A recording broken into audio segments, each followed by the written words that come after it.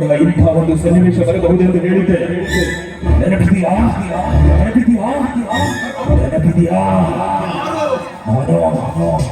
ಅವನ ಆತ್ಮ. ನೆನಪು ಮಾಡಿಕೋ, ಅವತ್ತು ನೀನು ನನಗೆ ಶಿಕ್ಷೆ ಕೊಟ್ಟದ್ದನ್ನು ನೆನಪು ಮಾಡಿಕೋ.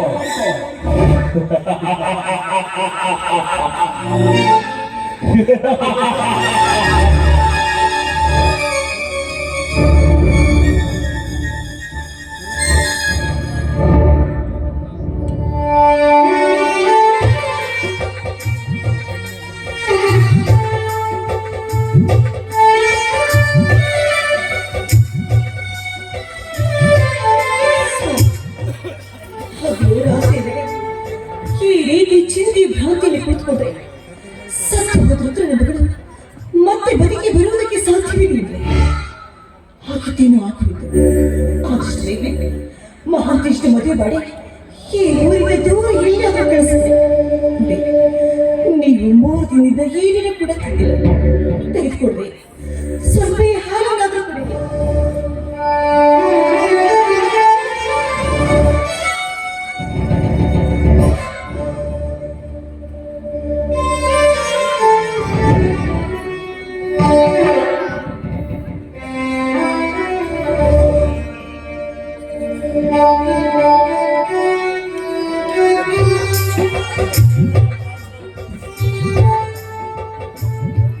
ಮಹಾದೇವಿ,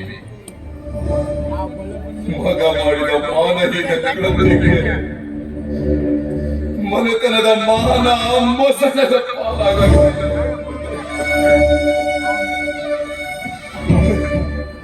ಪ್ರಾಣಕ್ಕಿಂತ ಹೆಚ್ಚಾಗಿ ಪ್ರೀತಿಸಿದ ಮಗಳ ಪ್ರಾಣವನ್ನೇ ಬಲಿಕೊಟ್ಟು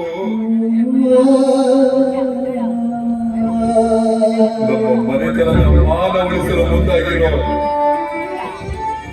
ಆ ಪುಣ್ಯಾತ್ಮನ ಋಣವನ್ನು ನಾವು ಮರಿಬಾರ್ದಲ್ವಾ? ಮರಿಬಾರ್ದು.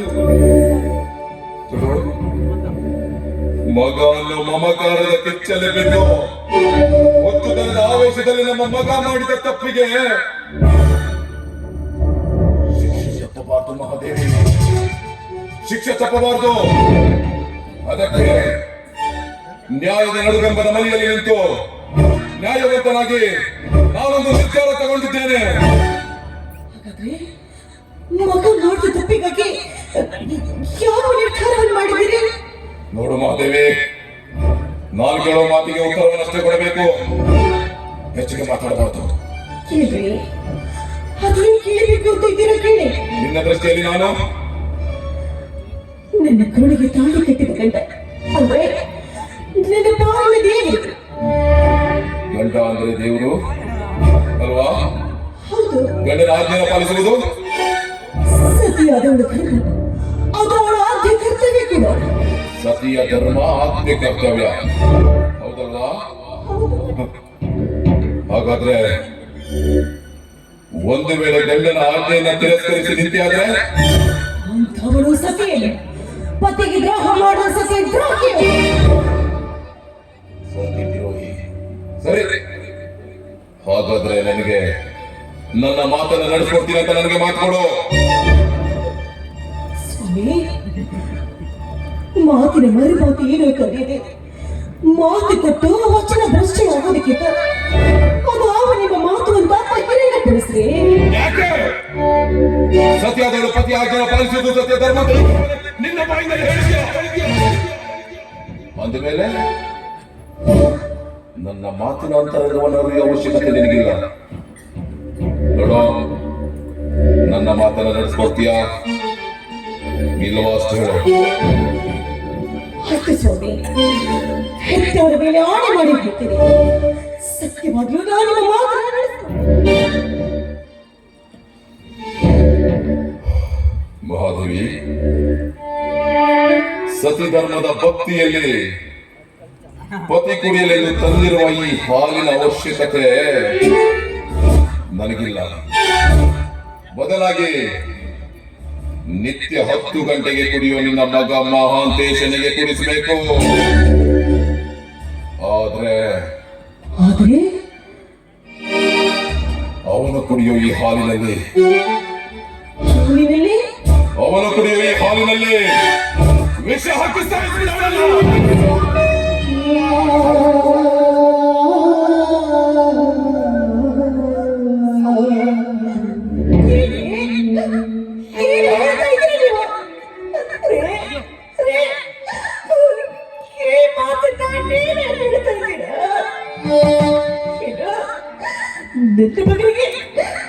ನನ್ನ ಮಗನಿಗೆ ವಿಷ ಹಾಕಿ ಸಾಯಿಸಿದರೆ ಸ್ವಾಮಿ ಅಮೃತವನ್ನು ಉಳಿಸ್ತೀನಿ ನನ್ನ ಕೈಗಳಿಂದ ವಿಷ ಉಳಿಸಿದೆ ಸತ್ಯವಿಲ್ಲವೇ ಇದು ನನಗೆ ಸಾಧ್ಯವಿಲ್ಲ. ಮಹಾದೇವಿ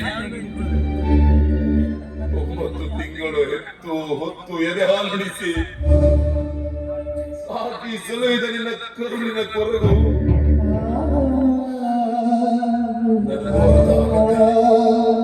ಆದ್ರೆ ಮಾನವಂತರಿಗೆ ಮನೆತನದ ಮಾನವೇ ಮುಖ್ಯ. ಮಹಾದೇವಿ, ಮನೆತನದ ಮಾನವೇ ಮುಖ್ಯ. ನೋಡು,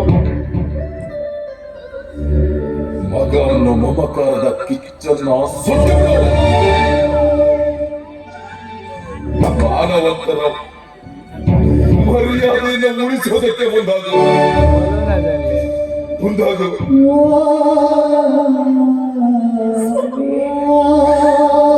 ನಾನು ನನ್ನ ಮಗನ ಪ್ರಾಣ ಹೋಗುತ್ತೆ ಅಂತ ಚಿಂತೆ ಮಾಡ್ತಾ ಇದ್ದೆ.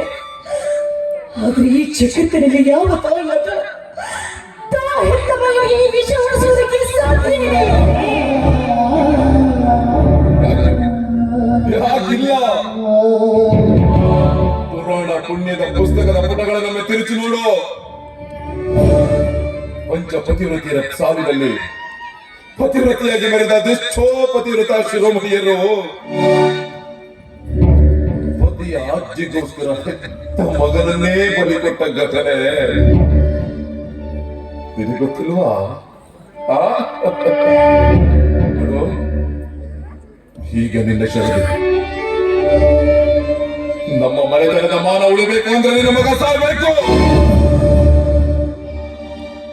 ಮನೆತನದ ಮಾನ ಉಳಿಸುವುದಕ್ಕೆ ಮುಂದಾಗು. ನಮ್ಮಂತ ಮಾನವಂತರಿಗೆ ಕವಿಯೊಬ್ಬ ಒಂದು ಮಾತು ಹೇಳಿದ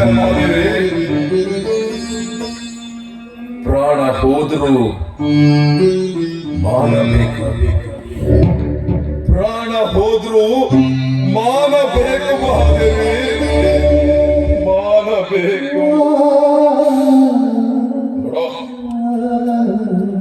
ನನಗೆ ಹೆಚ್ಚಿಗೆ ಮಾತಾಡಿ ನನಗೆ ಅಭ್ಯಾಸ ಇಲ್ಲ.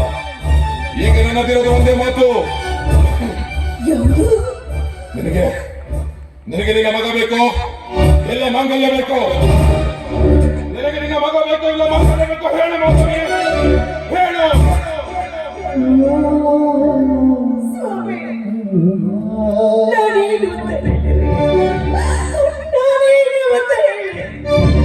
ಮಗ ಮತ್ತು ಮಗಳು ಹೀಗೆರಡಲ್ಲ ನನ್ನ ಕೈ ಯಾವುದನ್ನ ಬೇಕು ಇವನಿಗೆ, ಯಾವುದನ್ನ ಬೇಡ ಇವನಿಗೆ. ಸತಿ ಸ್ಥಾನದಲ್ಲಿ ಬಿದ್ದು ನಾನು ಹೇಳಿದ ಒಂದೇ ಒಂದು ಮಾತು, ಮಗ ಹೋದರೆ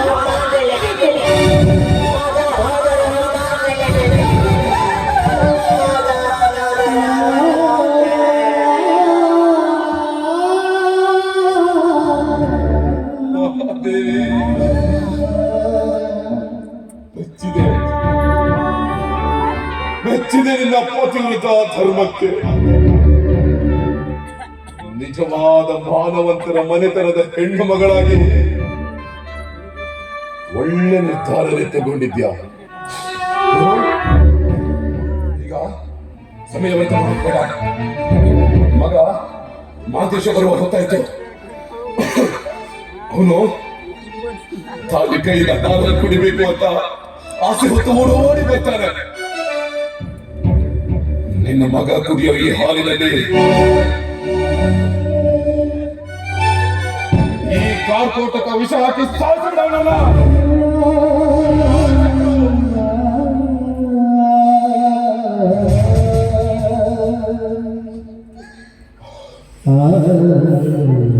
ಒಂದು ವೇಳೆ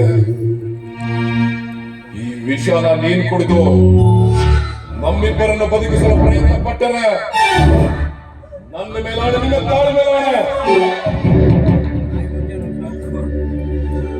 ನೋಡು, ನಾನು ಹಿಂತಿರುಗಿ ಬರುವುದರೊಳಗೆ ಮನೆಯಲ್ಲಿ ಮಗನ ಹೆಣ ಇರಬೇಕು, ಇಲ್ಲ ನಿನ್ನ ಕೊರಳಲ್ಲಿ ತಾಳಿ ಇರುವುದಿಲ್ಲ. ವಿಚಾರ ಮಾಡು.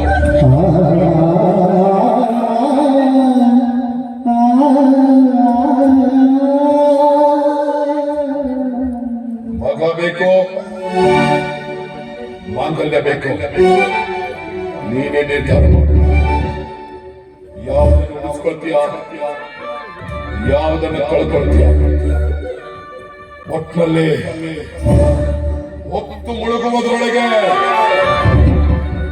ಅವನ ಹೆಣ ಇರಬೇಕು, ಅವನ ಹೆಣ ಇರಬೇಕು, ಇಲ್ಲ ಈ ತಾಳಿ ನಿನ್ನದಲ್ಲ.